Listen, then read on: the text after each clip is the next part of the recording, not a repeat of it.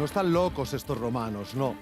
Es bastante extraño poder observar la historia entre bambalinas, como también son extraños los puntos de inflexión, esas jornadas capaces de cambiar el curso de los acontecimientos. Asimismo, también es muy extraño encontrar grandes hombres, y hoy, aquí, en la Bética, tenemos uno, Cayo Julio César, en la Bética, en Hispania, en pos de obtener el poder de la República Romana. Hoy es 17 de marzo del año 45 a.C. y estos legionarios se preparan para la batalla de Munda.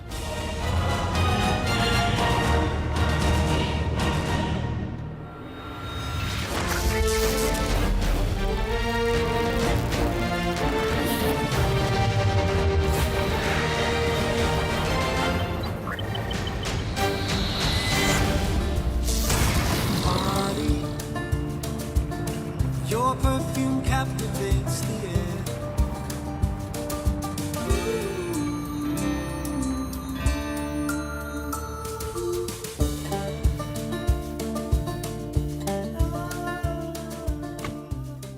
Estamos en Ategua, provincia de Córdoba, y es marzo del año 45 a.C.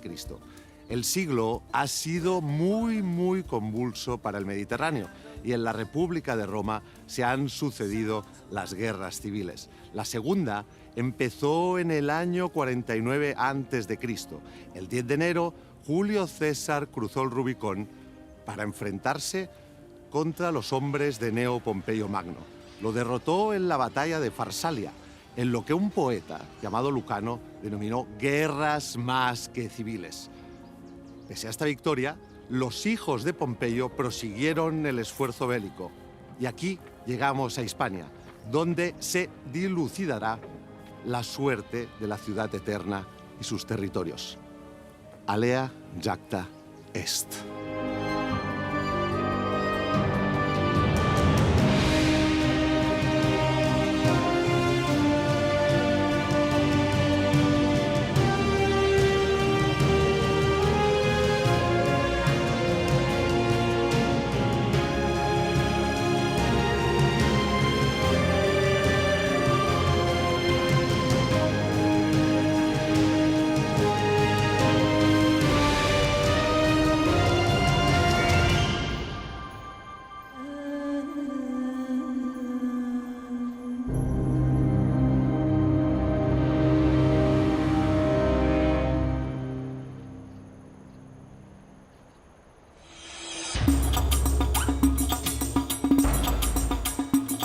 A estas alturas, las poblaciones prerromanas estaban ya romanizadas. En Hispania se hablaban latín y las costumbres de Roma estaban integradas en la población. La organización familiar, el comercio, las comidas y detalles tan significativos como los insultos bustirrapus, patricus, malus necuquanque. No vamos a traducirlos.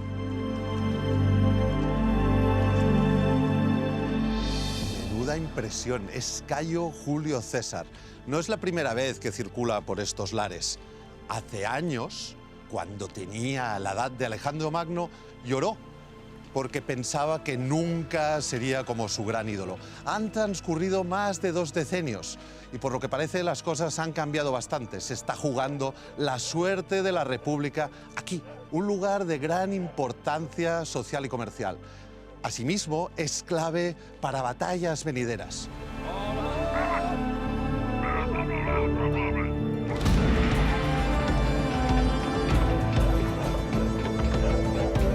¡Mía!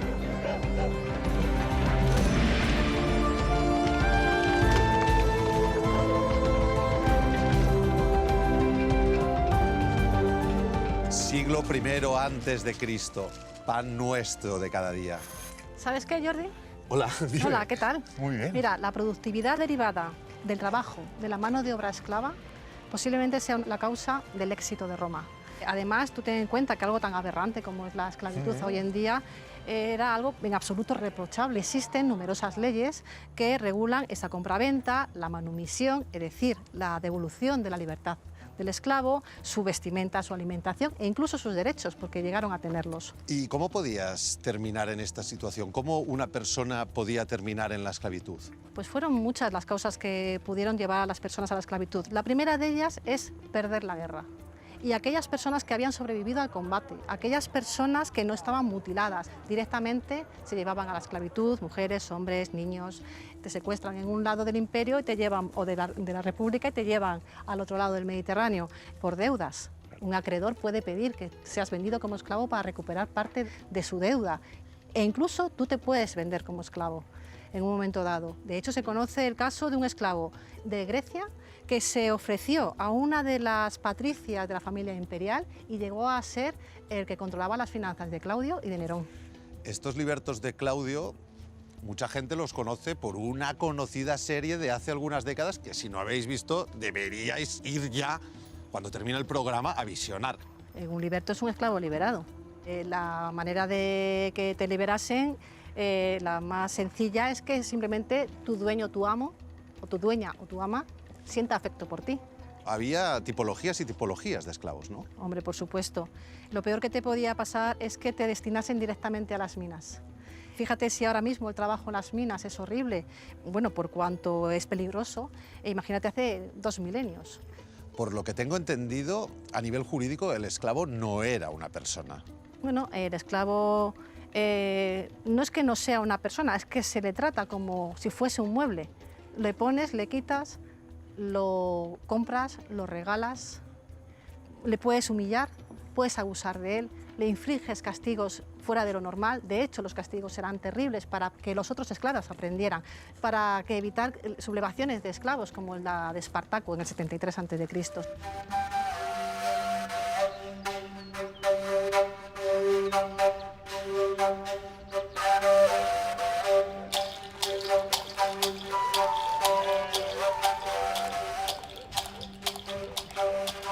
También tenemos ejemplos de grandes mujeres de la República Romana. Mira, el estatus jurídico de una mujer está relacionado directamente con el estatus jurídico del hombre. Es la hija de, es la mujer de, es la hermana de, es la madre de. Es libre realmente cuando es huérfana y viuda.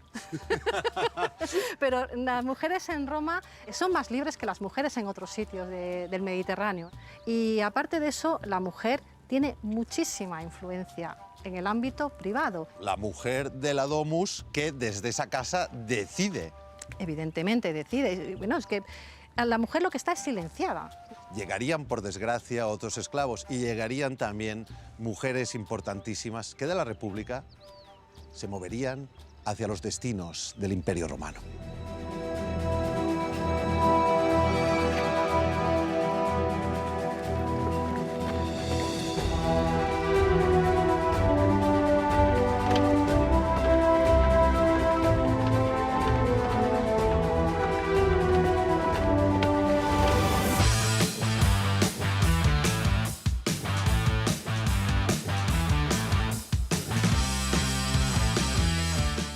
Roma, el poder. El poder se manifestaba de muchas formas, pero para llevarlo lo más lejos posible, el poder central de la capital, de la metrópolis, necesitaba un brazo armado, un puño de hierro, un martillo, las legiones. El ejército profesionalizado, estandarizado, organizadísimo, lleno de disciplina, que logró que el imperio llegara a unas extensiones absolutamente inimaginables. ¿Cómo se llegaba a controlar tanto territorio? Supongo que pidiendo las cosas, por favor, no, estaréis de acuerdo. El humilde legionario Laurentium, el único legionario probablemente que vayáis a ver con gafas, está aquí para enseñaros cómo vivía un hombre, un legionario. Vamos a conocer un poquito cómo son las legiones y os digo una cosa, lo vais a flipar. ¿Qué tendrá la zarzamora? Que a todas horas llora que llora, taca, taca, taca. Aquí tenemos el fulco, la mochila de la época, cargada con un impedimenta de unos 35 o 40 kilos, se dice pronto, aunque recordemos que ellos medían en onzas, libras y una preciosa unidad de peso que se llamaba escrúpulo. Yo ahora mismo llevo miles de escrúpulos cargados en la espalda. ¿Por qué lo hago? Un legionario marchaba, marchaba y marchaba. Y con vuestro permiso, me voy de marcha.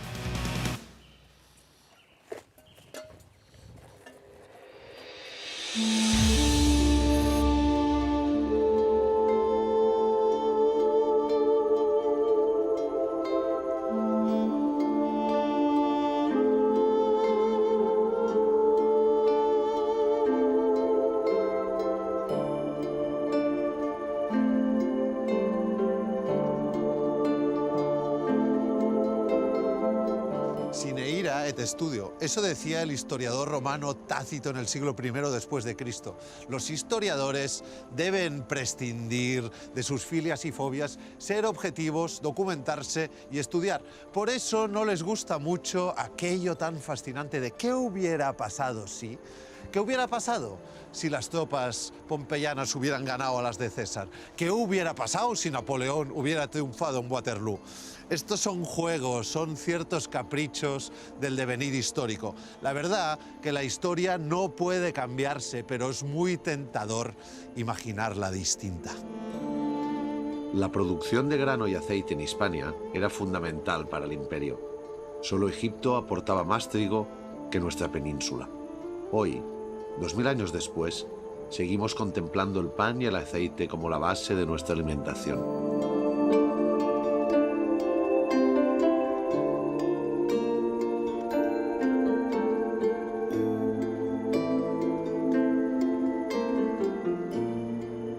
Ave, Jordi, ¿qué tal? hola.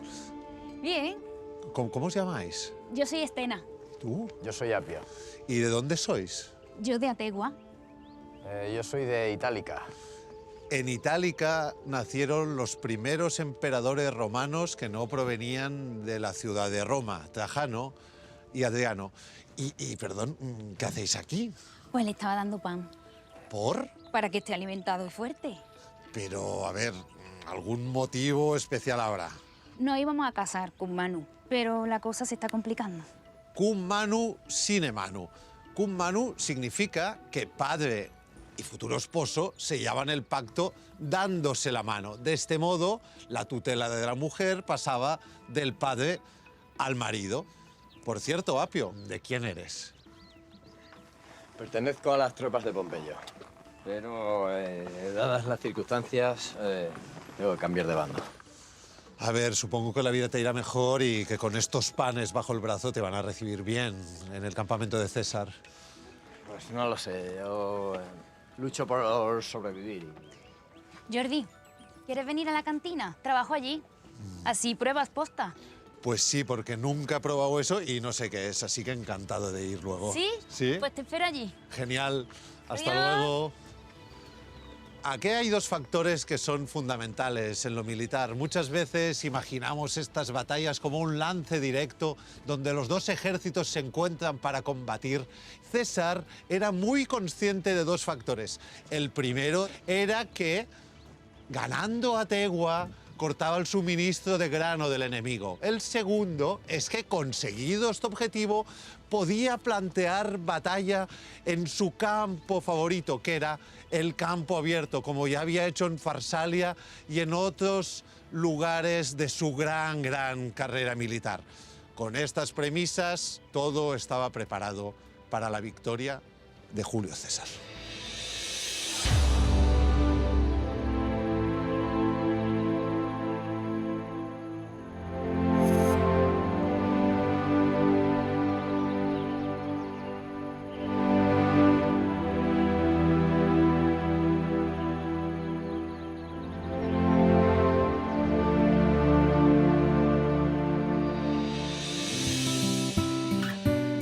¿Estamos pisando el mismo terreno que pisaron los romanos? Pues mira, ahora mismo sí.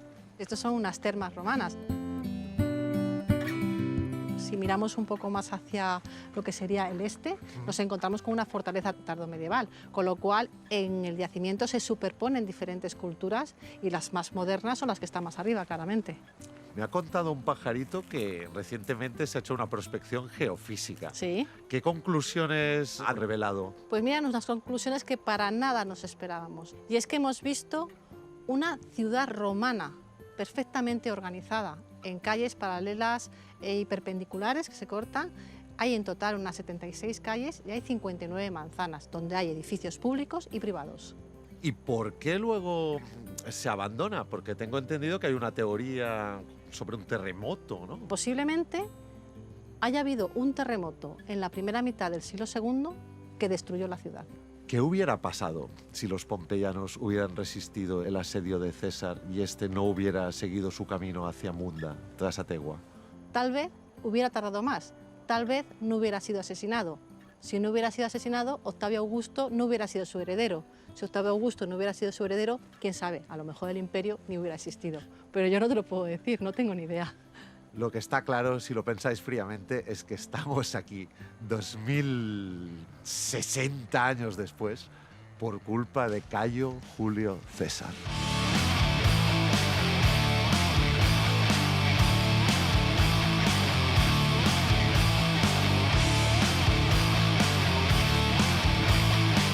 Una de las armas que supuso la diferencia entre el fracaso y el éxito de las legiones era el calzado. Sí, amigos, no un escudo, no un arma para matar personas.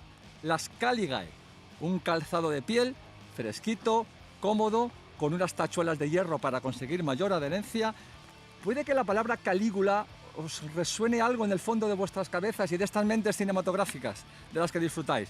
Sí, amigos, el emperador Calígula se llamaba así porque significaba, oh sí, sandalitas.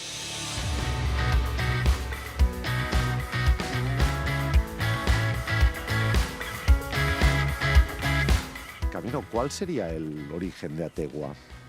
Pues mira, Jordi, eso lo estamos preguntando constantemente. Mira, el origen científico que tenemos controlado es el del 1000 a.C. Pero tenemos cerámicas mucho más antiguas, incluso del segundo milenio. Es una ocupación que va a ser casi ininterrumpida en el tiempo. Al fin y al cabo nos encontramos en una zona alta, fíjate el control del territorio que tiene, hay mucha agua, las tierras son buenísimas para el cultivo, hay caza, hay bosque, en fin, se dan las condiciones ideales para estar aquí asentado. Estamos en el siglo I antes de Cristo. En este instante y en este territorio ya se había desarrollado la romanización. Pues mira, Jordi, la romanización empieza en Hispania el día que Publio Cornelio Escipión, hacia el 217 a.C., entra en la península para ir contra Aníbal, que había entrado en Sagunto y la había arrasado, etc. Y al final encadenando victoria tras victoria y también convenciendo. Entonces, ¿cómo se convence? Pues se convence articulando el territorio, haciendo las grandes vías, haciendo las grandes infraestructuras como los acueductos, como los puentes, urbanizando las ciudades que ya existían a la manera de Roma y fundando nuevas ciudades. Perdona, Camino, pero es que creo haber visto algo allí. Ahora vuelvo, ¿eh?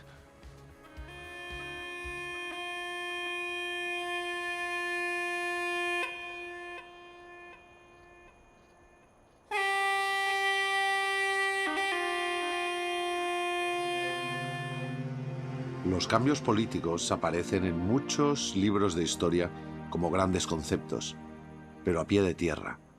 Esos cambios se escribían con sangre y dolor.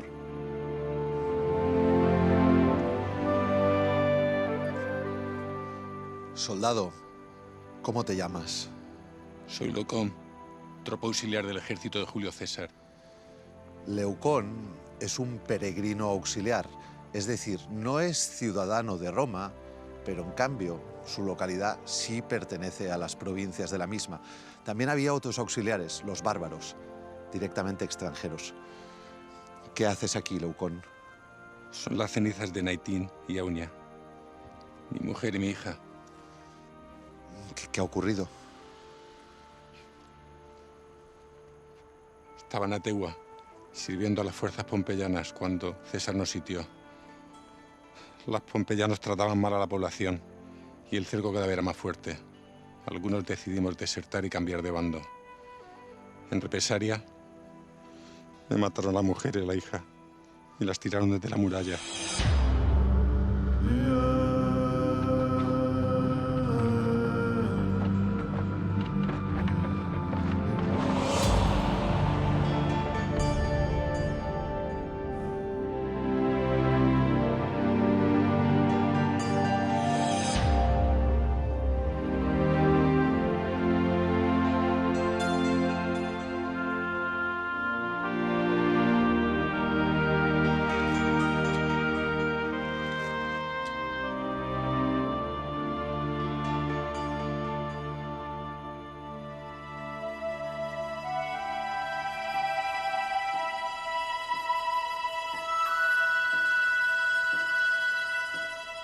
Camino, ¿cómo enterraban a las personas en este momento de la historia?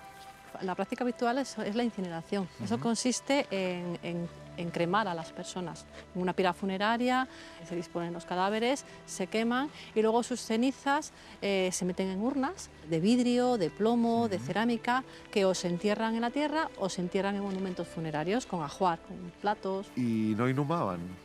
Bueno, digamos que a lo largo de toda la historia de la humanidad, las diferentes culturas han ido cremando e inhumando, cremando e inhumando. Es como modas, digamos, podría decirte, ¿no? Ahora mismo estamos en un momento donde lo que se utiliza más es la cremación. Poco después, ya a partir del siglo I, siglo II, lo más normal en el Imperio Romano será la inhumación durante un tiempo. Pues sí.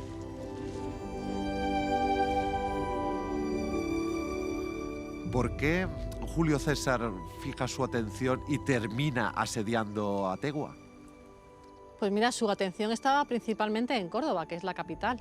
Lo que pasa que Córdoba ofrece una resistencia enorme, sus murallas son muy potentes, está muy bien habituallada, entonces lo que hace César es fijarse en las líneas de habituallamiento y lo que fija su atención en Ategua, que aunque sabe que es un promontorio muy bien defendido, tiene además unas grandes reservas de grano. Entonces eso es fundamental porque sus tropas también están desmoralizadas, tienen que comer y además tienen que buscarse una victoria.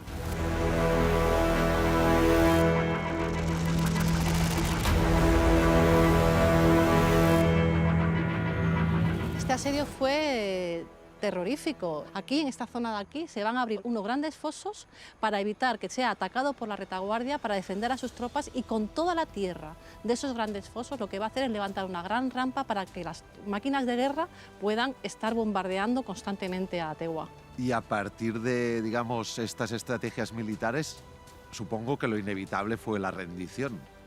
Ategua se rinde, no es vencida, efectivamente. Se rinde porque gran parte de la población digamos que ve que es imposible mantener esa ofensiva. Son muy duros, o sea, la lucha fue intestina de los pompeyanos de aquí de Ategua contra los cesarianos. Claro, o te rindes o directamente te juegas morirte de hambre. Efectivamente, consiste en eso, es que yo no te dejo salir. Es que te mueres de hambre, no tienes ningún tipo de entrada de alimentación, ni forma de salir, ni nada. Entonces al final te terminas muriendo de hambre.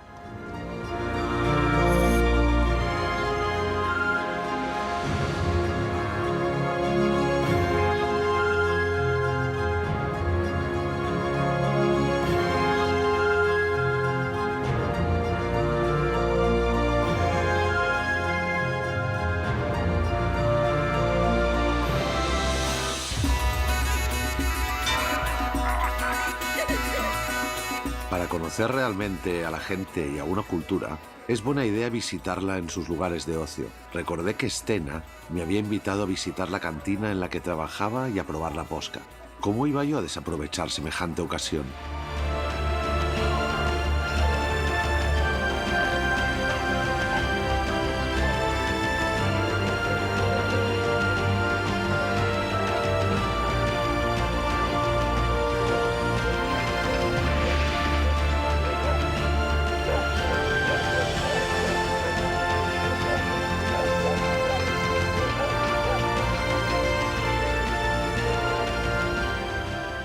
Está riquísima la posca, la verdad.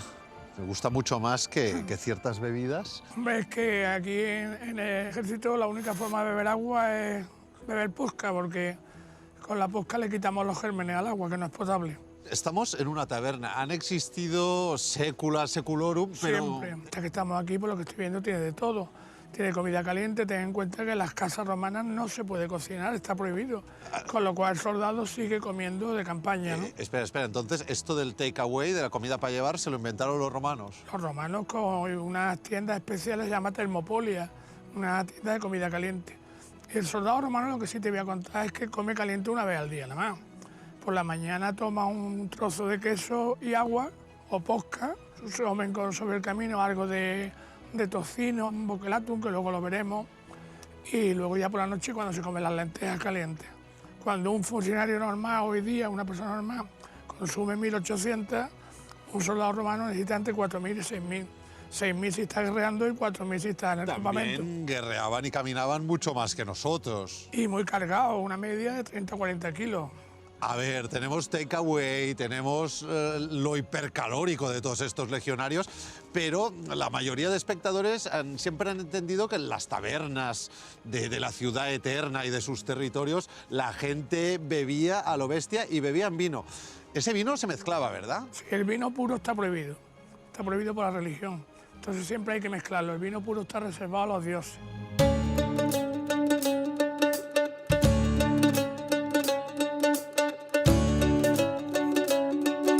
Los excesos siempre han estado castigados y mal vistos, incluso eran objetos de comedia. A los romanos que se emborrachaban le tomaban el pelo bien tomado, ¿no? No ha cambiado mucho eso, ¿no? Y si lo pillaba la Guardia Urbana de entonces también lo castigaban. Ah, la Guardia Urbana, pero Bueno, que hemos llegado al sitio de los manjares y finalmente... Aquí está nuestro cocus, nuestro cocinero. Yo espero que me resuelvas una duda, porque yo estoy aquí muy contento bebiendo la posca, pero no sé qué estoy bebiendo. Bueno, pues ahí está bebiendo una pequeña cantidad de vino tinto con una porción también muy pequeña de vinagre, sal y todo el contenido de agua. Y ahora estoy disfrutando como un romano con la posca, pero tengo miedo, porque si bebo demasiada quizá termino un poco perjudicado. Y aquí tenemos muchos platos. ¿Con qué la puedo acompañar para sentirme cobijado y bien alimentado? Con esta galleta, bucelatum. Bucelatum. Galletas muy sencillas, basada en un tipo de harina, una harina de espelta, con unos ingredientes para aromatizar y darle un poco de sabor, sin olvidarnos, por supuesto, de la sal, agua, y hacemos estas tortitas. La sal es que es fundamental, y sobre todo en campaña. Una persona humana necesita una media de 5 gramos de sal al día para poder mantener la hidratación del cuerpo, retener el agua y luchar contra enfermedades como la disentería, aparte de que es un conservante. La sal está en todos los platos. Los bucelatum, por ejemplo, son lo que hoy entendemos como regañá. Son un pan de campaña, un pan que dura hasta un mes, mes y pico.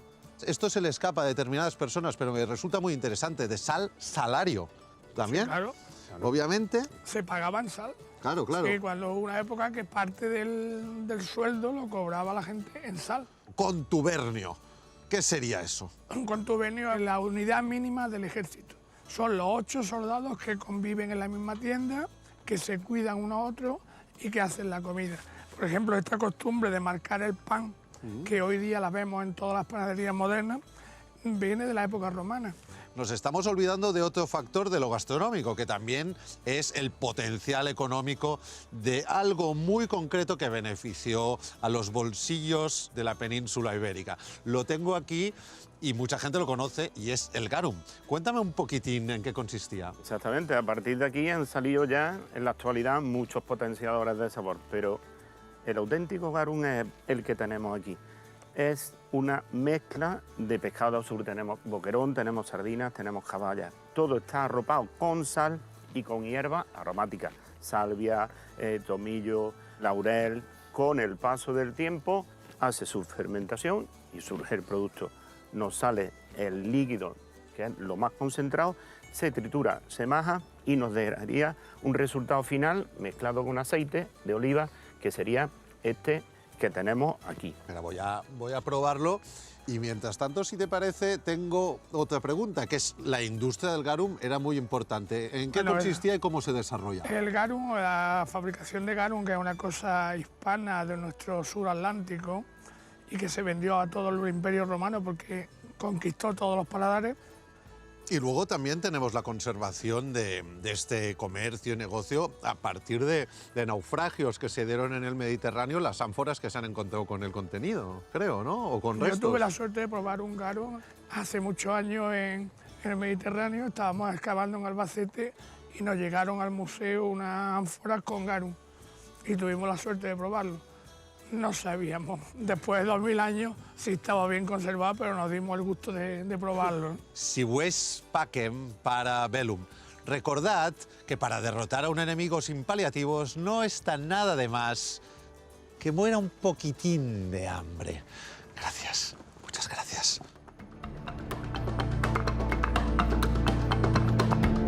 Las cantinas son también lugares de secretos y peligros. Por ahí andaba con cierto aire oscuro Apio, el legionario pompeyano que se pasó a las tropas de César.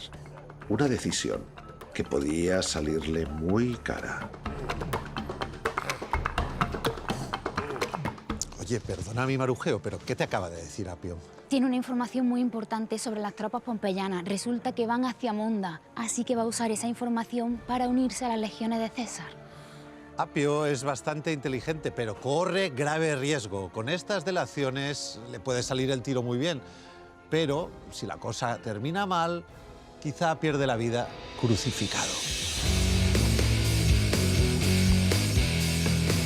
Y ahí sigo yo, tratando de meterme en la piel de un legionario y de no hacer el ridículo en el intento. Pues efectivamente, como veis, ser legionario no es, ni era, ni será cosa fácil. ¿Qué requisitos debía cumplir una persona para formar parte de esta élite militar?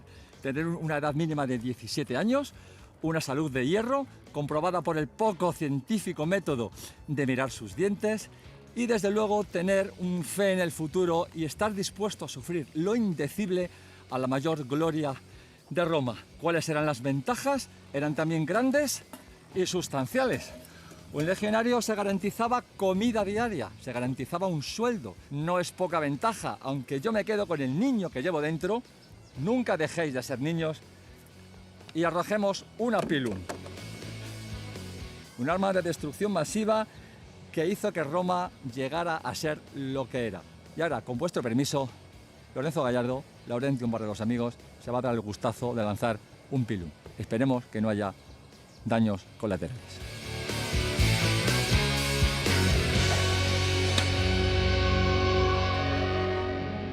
Por Lucanor, ¿qué hace este pilum aquí? ¿Nos atacan? ¿Se practica ya la jabalina en los Juegos Olímpicos?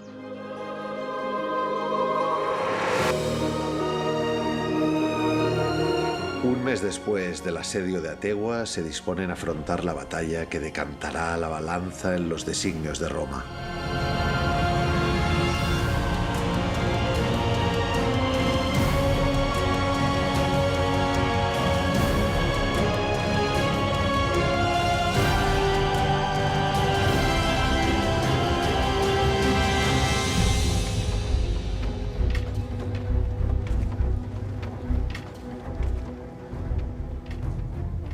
Quo vadis, legionario? Vamos a Munda, a unirnos a César.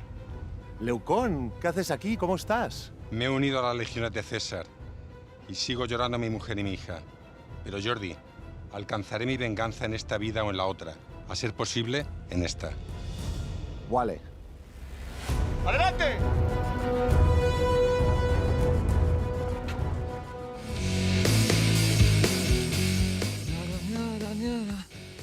Hombre, Jordi. Ahí va.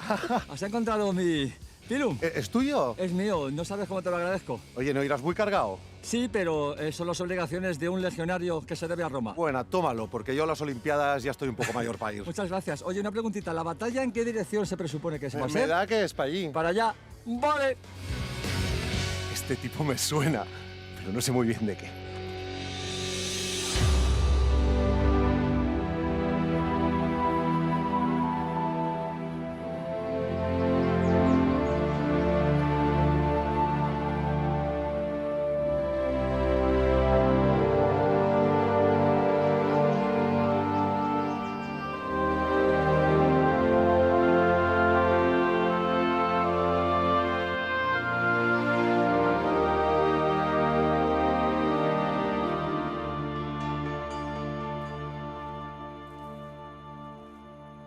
Ha llegado el momento que los siglos estaban esperando. Voy a realizar una cronollamada.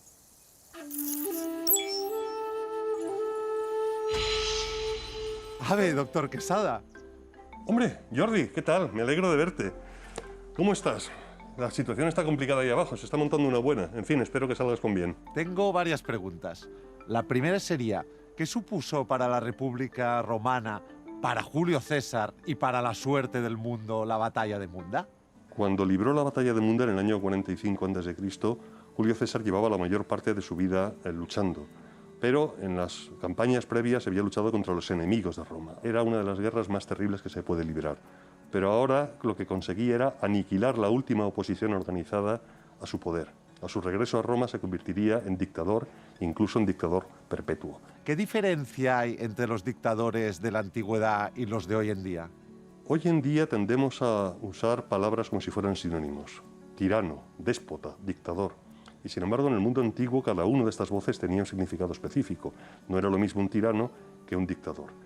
Y en la Roma antigua, un dictador era una magistratura, es decir, algo previsto en el sistema constitucional y legislativo romano, que en un momento determinado de especial peligro podía consistir en que el Senado entregara poderes excepcionales durante un periodo breve de aproximadamente 6 meses. Por tanto, es una actuación perfectamente legal y prevista en el sistema constitucional. Hoy en día, el concepto de tiranía o el concepto de dictadura lo aplicamos a un gobierno unipersonal cuya característica esencial es una esencial o una básica ilegalidad respecto al sistema constitucional o al sistema existente. ¿Ha llegado hasta nuestros días algún resto de la batalla de Munda? Lo que estamos consiguiendo en estos años es documentar los restos arqueológicos de esa batalla, los proyectiles de hondra que lanzaban los legionarios, los virotes, es decir, las puntas de armas de artillería, de escorpiones, utilizadas también por las legiones, monedas, armas, elementos de tiendas de campaña, no solo de las unidades legionarias, sino de las unidades auxiliares hispanas, lusitanos, iberos, que tanto los pompeyanos como los cesarianos emplearon en esos meses. La idea es continuar estudiando estos materiales, porque nos reflejan la vida cotidiana del soldado, las armas que empleaba y cómo se movía en el terreno. De hecho, una anécdota que nos cuenta Séneca, la historia de un veterano que se acerca a Julio César al año siguiente de la batalla de Munda, poco antes de que César muriese, pidiéndole un favor. César no le reconoce. Se extraña de que este viejo desdentado y con la cara destrozada por una terrible cicatriz le pida un favor. El veterano entonces le dice: César, ¿no te acuerdas cuando estábamos en campaña y estabas muerto de sed y un soldado te trajo agua en su casco y gracias a eso pudiste sobrevivir al terrible calor de la estepa española o hispana? Y César le dice: ah, pues sí, es verdad, me acuerdo. No me extraña que no me reconozcas, César, porque esta cicatriz enorme que me cruza la cara la recibí unas semanas después de aquel episodio en la batalla de Munda, en la que luché por ti. Y tampoco reconocerías el casco, pues fue destrozado por una falcata hispana. Muchas gracias, doctor Quesada. Bueno, Jordi, pues nada, me alegro de verte, cuídate y que salga todo muy bien. Un abrazo fuerte.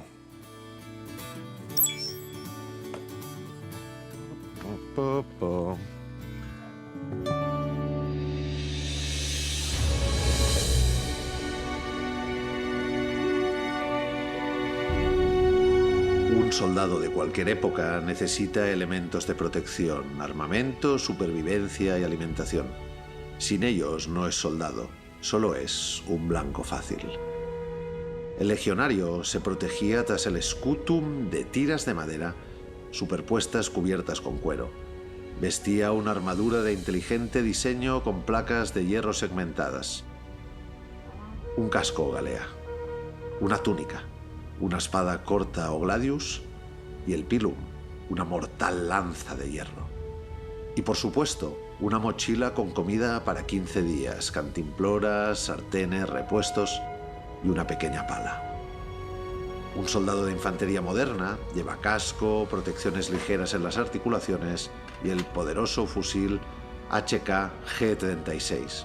Su mochila contiene una bolsa de agua, un botiquín adaptado a las necesidades operativas, navaja multiusos, barras de luz química, linterna, brújula, equipo de comunicaciones y una pala de zapador. Sí, también 2000 años de diferencia. Las mismas necesidades: hacer su trabajo y sobrevivir.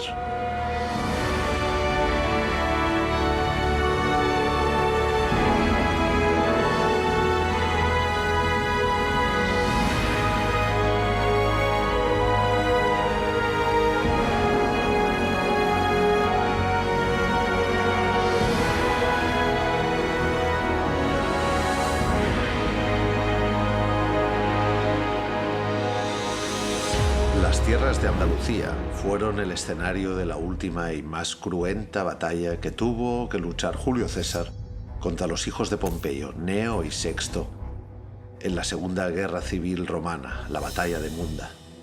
El tablero no estaba a favor de César, todo lo contrario.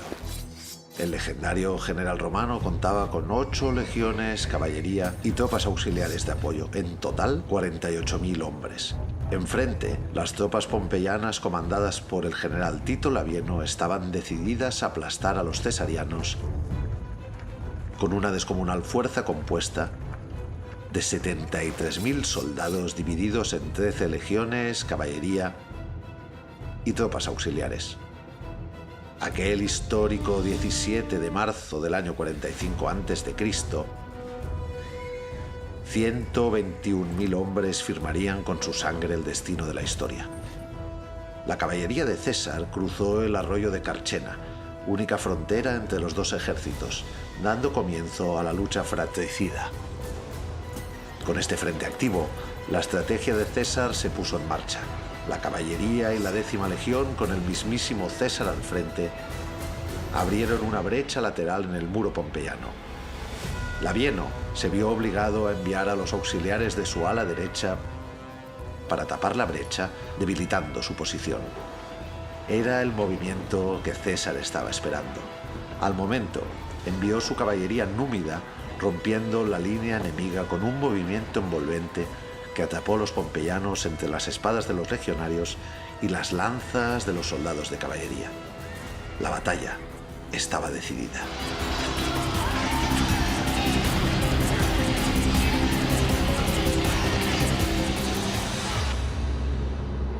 Al caer el día, 34.000 cadáveres impedían pisar el suelo del campo de batalla.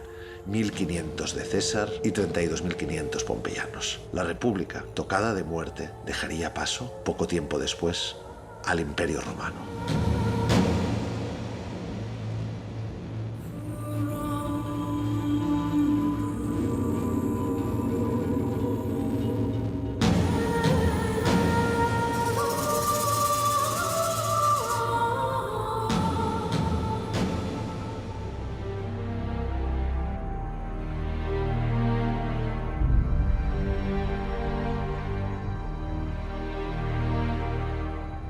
El 17 de marzo del año 45 a.C., las tropas de Julio César ganaron la batalla de Munda y terminó la Segunda Guerra Civil Romana. El 18 de marzo del año 44 a.C., Julio César tenía previsto empezar la invasión al Imperio Parto, los persas. Pero 3 días antes, durante los idus de marzo, unos senadores contrarios y temerosos que César se proclamara rey, lo asesinaron en el Senado de Pompeyo, su antiguo enemigo. Muchos, quizá por haber leído cierto cómic, creen que César fue el primer emperador. No es cierto, pero sí sentó las bases para el imperio. Su hijo adoptivo, Octavio Augusto, fue el primer emperador de Roma. Para entender la importancia de la batalla de Munda, bastará una frase del mismo Julio César. En Farsalia, luché por la victoria. En Munda, luché por mi propia vida.